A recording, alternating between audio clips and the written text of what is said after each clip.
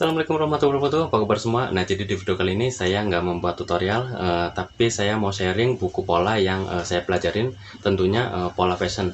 Jadi ini saya ada dua buku yang saya pelajarin.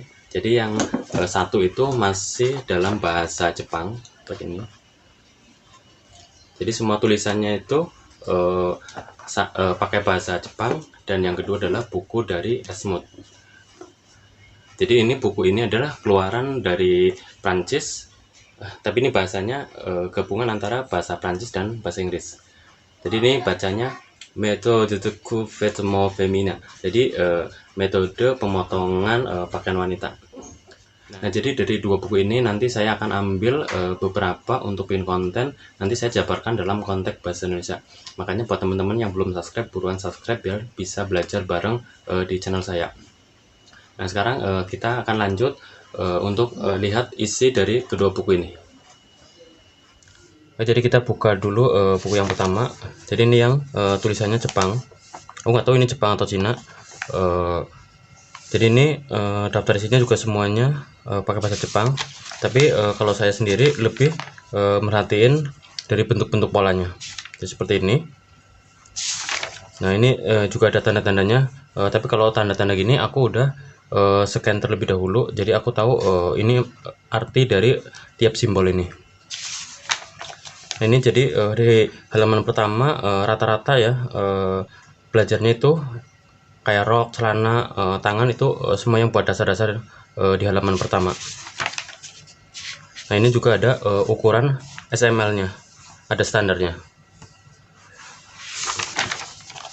Kemudian ini ada cara-cara ngukur pada badan wanita, dan ini saya udah bikin video juga di video saya sebelumnya yang judulnya cara mengukur badan wanita. Ini cara ngukurnya itu komplit, jadi kalian kalau mau bikin baju ukurannya harus komplit ini, jadi itu akan mempermudah dalam pembuatan pola.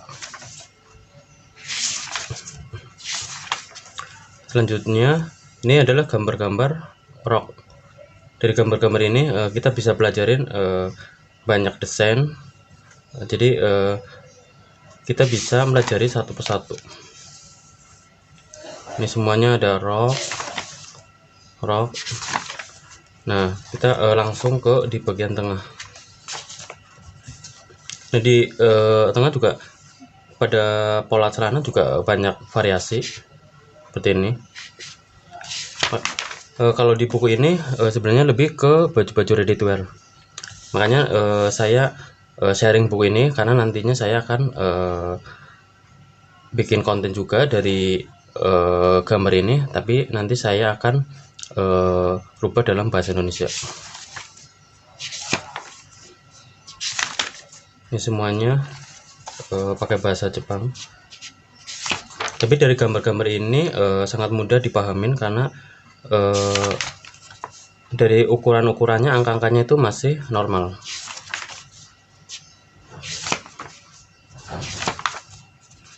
Tuh, ini cara-cara bikin kerah nih banyak. Ini sangat membantu saya dalam belajar.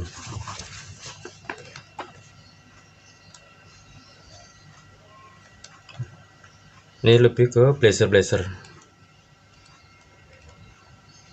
Nah, sekarang kita buka buku yang satunya, yang dari Esmut. Ini semuanya tulisannya bahasa Prancis, tapi ini ada dua bahasa. Jadi yang sebelah sini bahasa Prancis, kalau yang sebelah sini masih pakai bahasa Inggris. Nih, jadi di awal-awal nih rata-rata belajarnya adalah belajar rok dulu.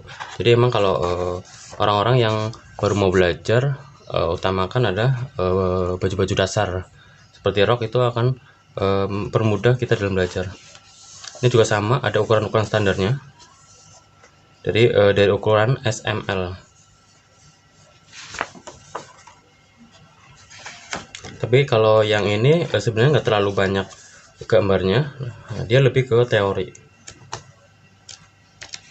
Tapi dari buku yang Prancis ini saya banyak belajar buat bikin kebaya, bustier gitu, karena lebih kalau di butik itu lebih cenderung ke bustier.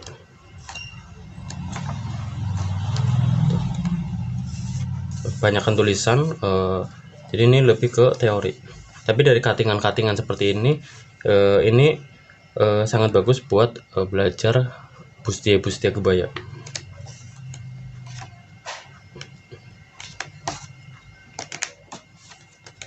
Jadi kalau saya sendiri sebenarnya lebih banyak dari yang buku yang ini. Tapi aku juga punya buku di versi bahasa Indonesia. Bahasa Indonesia itu lebih apa namanya? Ini yang dari lokal. Jadi produksi lokal. Jadi itu juga gampang dipelajari karena pakai bahasa Indonesia. Cuma kalau yang di sini saya pakai buku ini karena ini lebih komplit. Karena saya lihatnya tuh dari bentuk-bentuk gambarnya, bentuk polanya seperti apa. Jadi sebenarnya pada dasarnya dalam bikin pola itu tergantung kita seberapa sering kita bikin praktek atau percobaan. Jadi makin sering kita nyoba bikin, dari situ kita bisa mendapatkan pola-pola baru yang di luar buku ini. Nah, jadi demikian sharing buku yang saya pelajarin.